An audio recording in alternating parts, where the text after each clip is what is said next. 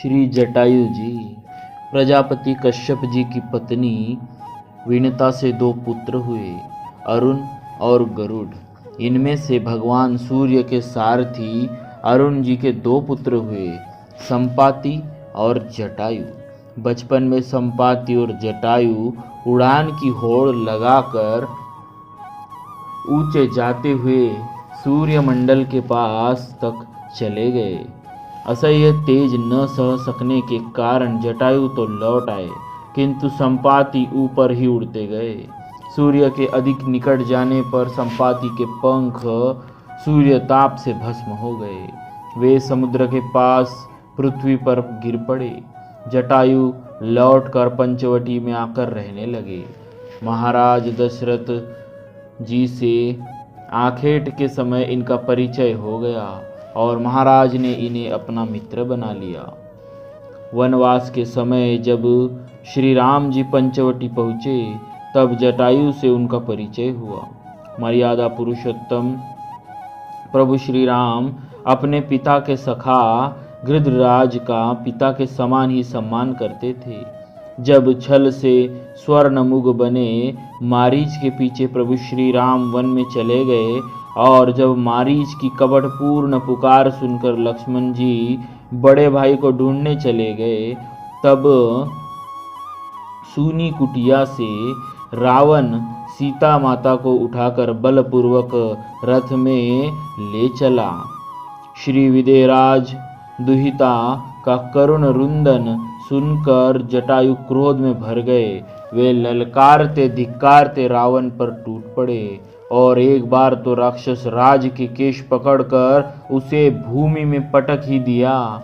जटायु रुद्ध थे। वे जानते थे कि रावण से युद्ध में वे जीत नहीं सकते, परंतु नश्वर शरीर श्री राम काज में लग जाए, इससे बड़ा सौभाग्य और क्या होगा। रावण से उनका भयंकर संग्राम हुआ। अंत में रावण ने उनके पंख तलवार से काट दिए। वे भूमि पर गिर पड़े।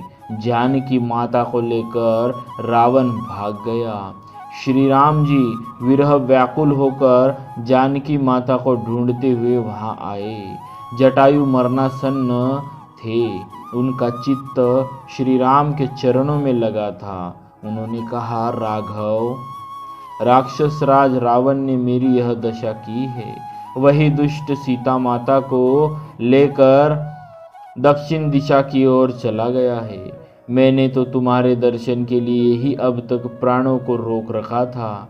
अब वे विदा होना चाहते हैं, तुम आज्ञा दो। श्री राम जी के नेत्र भर आए। उन्होंने कहा, आप प्राणों को रोके, मैं आपके शरीर को अजर अमर तथा स्वस्थ बनाए देता हूँ। जटायु परम भागवत थे। शरीर का मोह उन्हें था नहीं। उन्होंने कहा, श्री राम,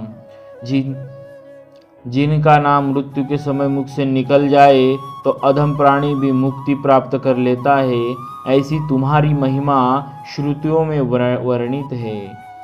आज वही तुम प्रत्यक्ष मेरे सम्मुख हो, फिर मैं शरीर किस लाभ के लिए रखूं। दयाधाम प्रभु श्री रामचंद्र जी के नेत्र में जल भर आया। वे कहने लगे, तात, मैं तुम्हें क्या दे सकता हूँ। तुमने तो अपने ही कर्म से परम गति प्राप्त कर ली। जिनका चित्त परोपकार में लगा रहता है, उन्हें संसार में कुछ भी दुर्लभ नहीं है। अब इस शरीर को छोड़कर आप मेरे धाम में पधारे। श्री राम ने जटायु को गोद में रख लिया।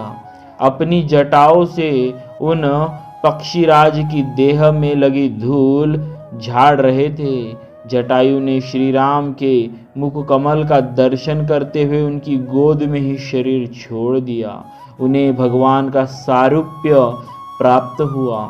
वे तत्काल नवजलधर सुंदर पीतांबरधारी चतुर्भुज तेजो में शरीर धारण कर वैकुंठ चले गए। जैसे सत्पुत्र श्रद्धापूर्वक पिता की अंत्येष्टि करता है, वैसे ही श्री राम जी ने जटायु के शरीर का सम्मान पूर्वक दाह कर्म किया और उन्हें जलांजलि देकर श्राद्ध किया। पक्षीराज के सौभाग्य की महिमा का कहा पार है।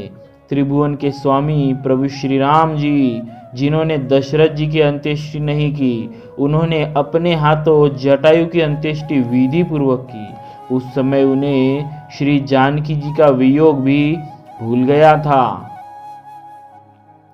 बोलिए श्री जटायु जी महाराज की जय, श्री सीताराम जी महाराज की जय।